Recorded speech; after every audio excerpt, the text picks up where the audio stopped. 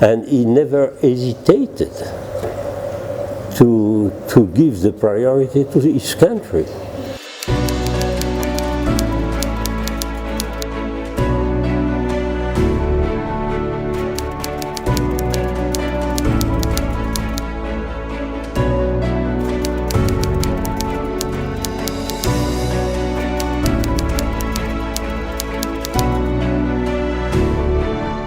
I was 68.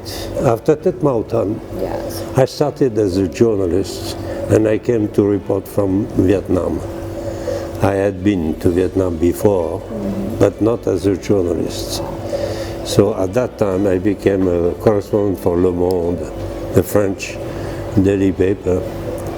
And Anne was working for Time magazine, and Time magazine was on the first floor of the Continental Hotel, and I was living on the third floor. Well, meeting, journalists spend their time meeting either in the rooms or on the other side of the street of Thuillot Street at that time. Doncoy was called Thuillot. At Givral, which was a cafe where you had all sorts of people, and I started having by 5-6 p.m. Having a drink with a few journalists, included Anne.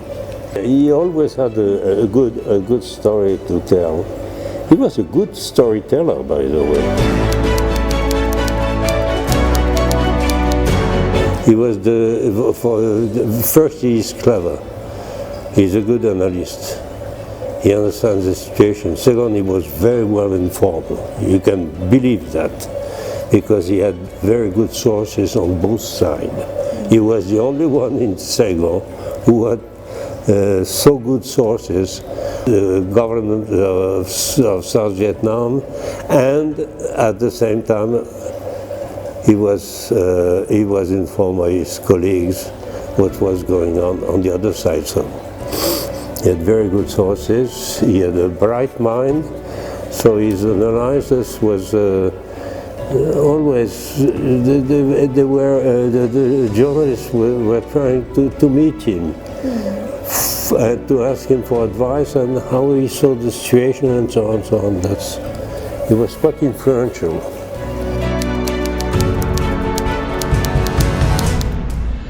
Yes, I did talk to him. I asked him because I was young, and I needed some good advice, and I think I realized very quickly that his advices were almost the best, because he was not a liar. Yes. He was not lying to journalists.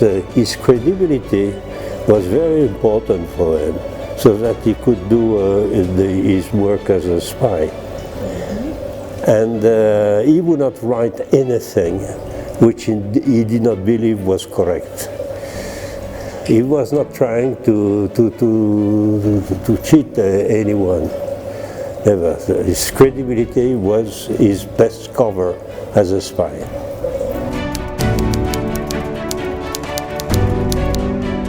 Major achievement, quite a few achievements.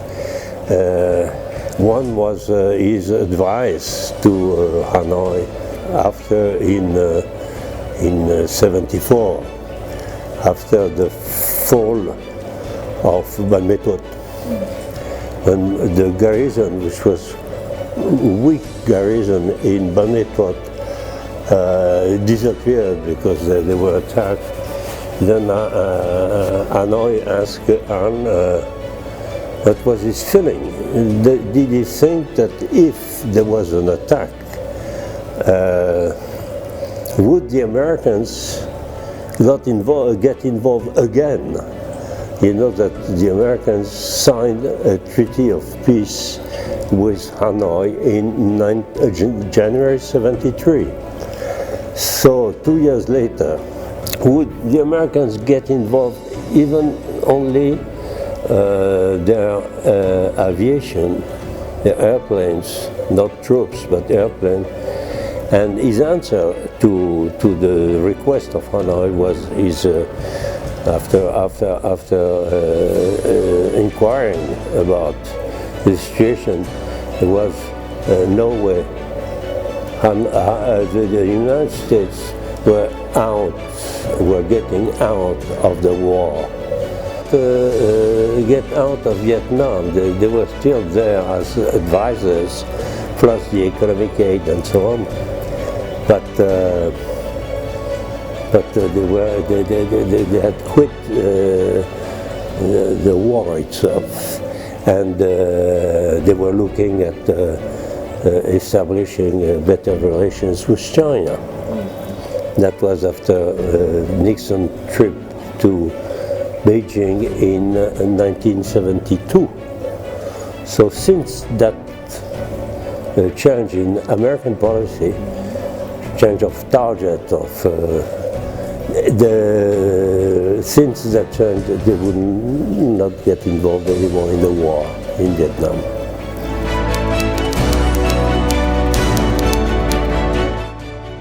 I did not become aware that he was a spy.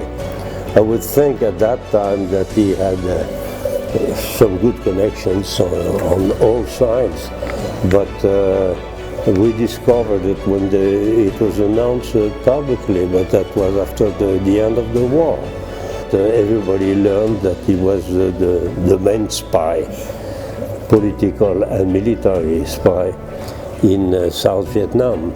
I would add to this that he was not only a spy, he was a brilliant analyst. And that was very important for Hanoi.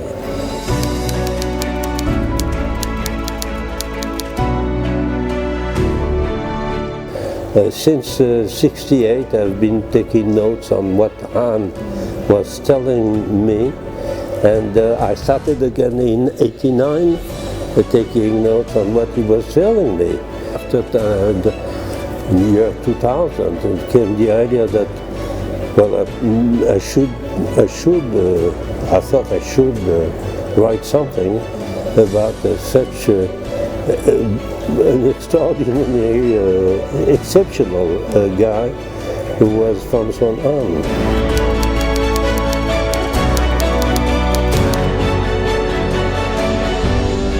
Idea was this, and it is reflected in the title of the book. Some wrote about Han and said he was a perfect spy, which is true. In that sense, that nobody realized that he was a spy. He survived. You know, he was working as a spy before the Americans came to Vietnam. He knew Lansdale when he came, but he was already a spy, and he was working for, I think he joined the Communist Party in 1952. So that goes far away. What was special about his case is that he was a spy and also an analyst, and he was very good at that. He could send reports on his analysis. That was one thing. Second thing, he was, for me, one of the major spies of the 20th century. Basically, he was a nationalist, in that sense that he could not stand that foreigners would run the show in Vietnam, that his country would be under the supervision of the French or the Americans or anyone else. He could not stand that. So his ambition was mainly to try to fight against American power, because the French were not very strong. They had left in '54. The Americans came after and started the same kind of policy, and that he could not accept. So the American wrote, Han was in love with the United States and was a nationalist in love with his own country. And that was a conflict for him, which is not true. He had only one priority, which was nationalistic. What he had about the United States is that he spent 2 years as a student in the United States. He had very fond memories of the 2 years he spent, I think it was in California at that time. And he really had very fond memories, but that has nothing to do. His memories were as a student, not as a politician, not as a nationalist. And he never hesitated to give the priority to his country. And I don't think he was in love with the United States, but he had fond memories of the couple of years he spent as a student in the United States.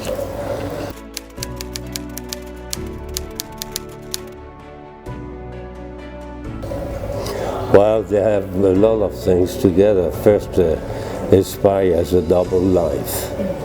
If he makes a mistake, then he is in real trouble. He was a very good journalist, definitely. I remember his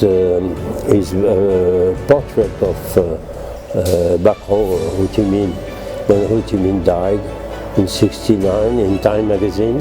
It's beautiful, very, very good, very competent. So he was a very good journalist, but of course there are a few things that a spy don't say.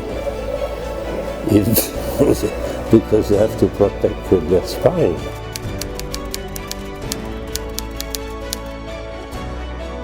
He's done a very good job, but you can question a few decisions he made, but he did what his party was expecting from him, analysis. That was his strong point. He was right most of the time, maybe all the time. That is his very, very strong point.